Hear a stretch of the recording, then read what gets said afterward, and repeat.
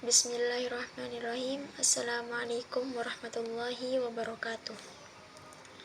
Saya Anissa Saidah Rifko, Prodi Ilmu Al-Quran dan Tafsir, Fakultas Usuluddin dan Dakwah, dengan nomor NIM 243840120006, UIN Madura. Di sini saya akan menjelaskan tentang seluk-beluk turunnya Al-Quran. Langsung saja. Apa itu nuzulul Quran?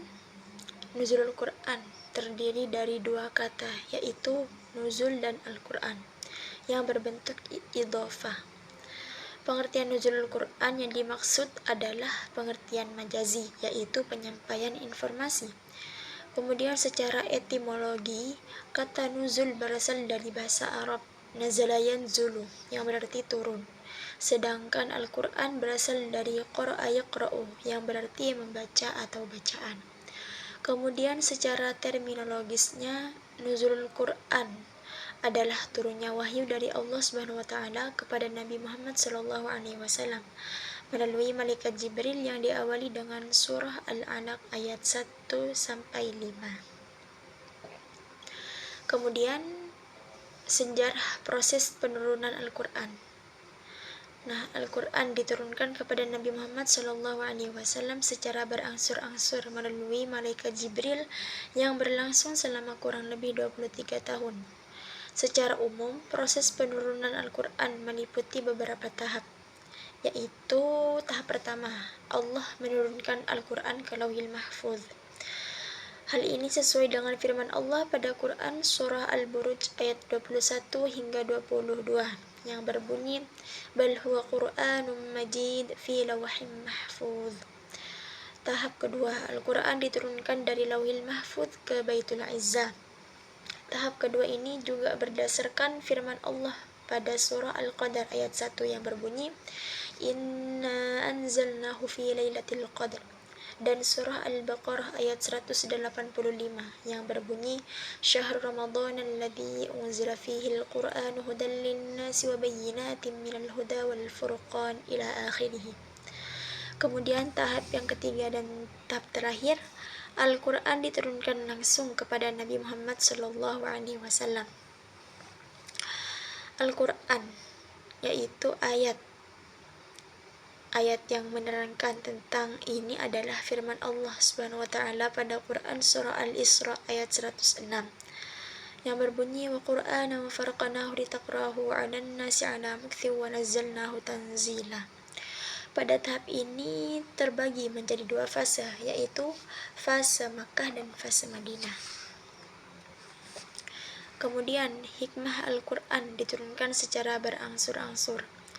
Di antara hikmah penurunan Al-Quran secara berangsur-angsur yaitu, pertama, meneguhkan hati Rasulullah. Yang kedua, memudahkan Rasulullah dalam menghafal lafaz Al-Quran. Yang ketiga, agar mudah dimengerti dan dilaksanakan segala isinya oleh umat Islam. Yang keempat, untuk memperjelas apa makna dari Al-Quran. Yang kelima, untuk meneguhkan dan menghibur hati umat Islam yang hidup semasa dengan Nabi. Yang terakhir atau yang keenam, untuk memberi waktu dan kesempatan pada umat Islam untuk meninggalkan sikap mental atau tradisi-tradisi jahiliyah yang negatif secara berangsur-angsur. Kemudian, pengertian asbabun nuzul. Secara etimologis, asbabun nuzul terdiri dari dua kata bahasa Arab, yaitu asbabun yang berarti sebab dan nuzulun yang berarti turun. Dengan demikian, asbabun nuzul secara harfiah berarti sebab-sebab turunnya ayat-ayat Al-Quran. Selain definisi di atas, para ahli ulumul Quran juga memberikan definisi yang lebih mendalam tentang asbabun nuzul tersebut. Yang pertama, Muhammad Abdul Azim Al-Zarqani. Beliau ini mendefinisikan asbabun nuzul sebagai peristiwa yang melatar belakangi turunnya Al-Quran. Kemudian yang kedua, Subhi Sholih menyatakan asbabun nuzul adalah hal yang menjadi sebab turunnya satu atau beberapa ayat Al-Quran. Yang ketiga, Manna Al-Qattan mengemukakan bahwa asbabun nuzul adalah peristiwa-peristiwa yang menyebabkan turunnya Al-Quran.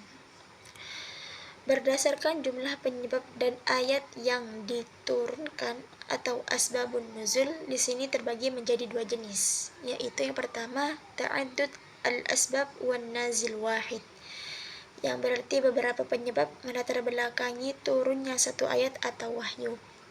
Kemudian yang kedua, ta'addud an-nazil wal asbab wahid.